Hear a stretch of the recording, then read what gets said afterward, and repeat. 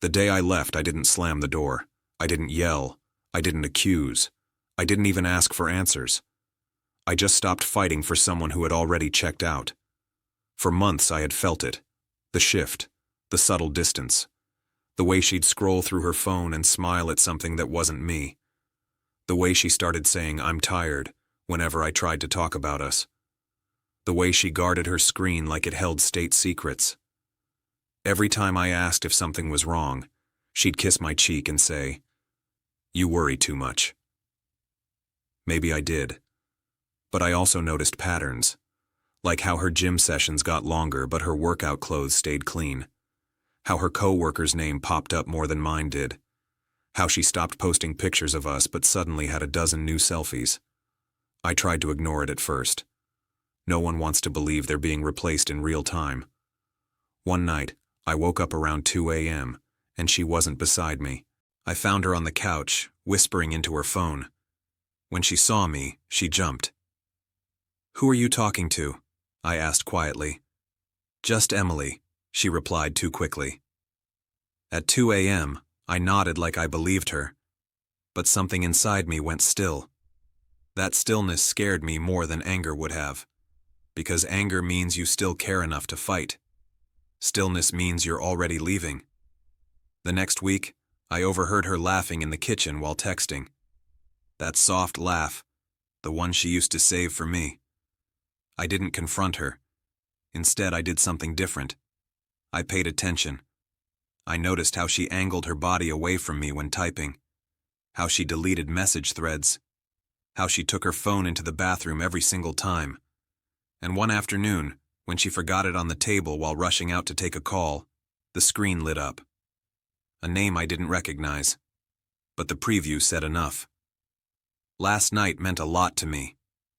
My chest didn't tighten, it didn't explode, it just sank. So that was it.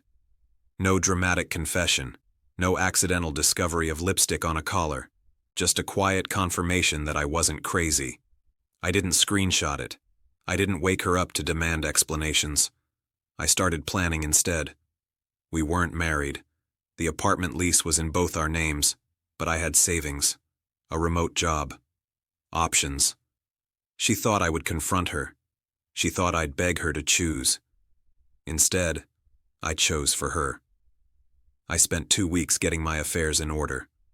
Transferred money, found a smaller apartment across town.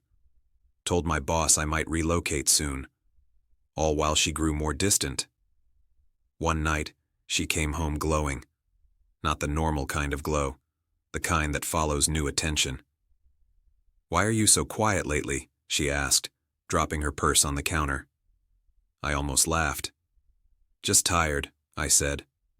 She studied me like she sensed something shifting. But she didn't push, because pushing would mean examining her own guilt. The final moment came unexpectedly. She was in the shower. Her phone buzzed on the nightstand. I wasn't going to look. I didn't need to. But the screen lit up again, and this time I saw his name clearly. 3 messages in a row. "Do you think he suspects anything?"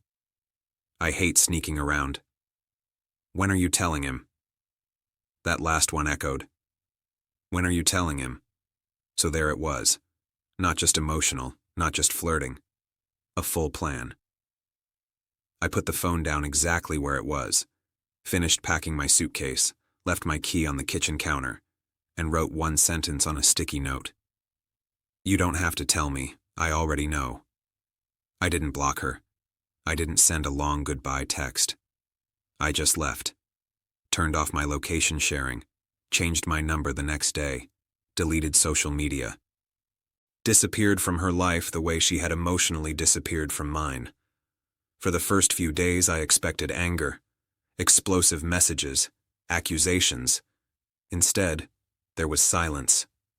Total silence. That hurt more than anything. Maybe she was relieved.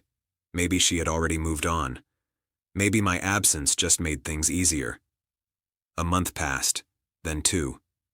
I heard through a mutual friend that she was seeing someone seriously. I didn't ask who. I already knew. Apparently they were posting pictures together. Apparently she looked happy. That word, happy, stung. I told myself it didn't matter. I told myself I did the right thing. But late at night I wondered, did I give up too easily? Should I have confronted her? Should I have fought? Or was I just the bridge she needed to cross before her next chapter? 6 months later, I was in a different city. New apartment, new routine. Therapy once a week. I was healing. Slowly. Then one night, I received an email from an address I didn't recognize. Subject line: I didn't move on. I almost deleted it. But I opened it. It was her. I didn't know how to reach you, she wrote. You vanished. She said she deserved that. She said she had panicked when she found the note. She admitted everything. Yes, it had become physical. Yes, she had planned to leave. Yes, she had been too cowardly to say it. But here was the twist. He left, she wrote. Not for another woman. Not because of drama. Because he wasn't ready for something serious. She said she realized too late that what we had was stable. Real. That she mistook comfort for boredom. She ended with, I thought you'd fight for me. When you didn't, I thought you didn't care. I stared at that sentence for a long time. She thought I didn't care. The irony almost made me smile. I cared enough not to beg. I cared enough not to compete. I cared enough to walk away before I lost myself. I didn't respond right away. Instead, I sat with it. She thought I left because I stopped loving her. But the truth? I left because I loved myself more than I loved the version of her that chose someone else. A week later, I replied with one line. I hope you find what you're looking for. She wrote back almost instantly. Is there any chance for us? I didn't answer that one. Because here's the thing about leaving without saying goodbye. Sometimes it's not about making a statement. It's about protecting your peace. I thought she moved on. Turns out, she thought I didn't care. But in the end, it doesn't matter who misunderstood what. What matters is this. When someone starts planning a future without you, you don't wait for the announcement. You pack your bags quietly, and you build one without them.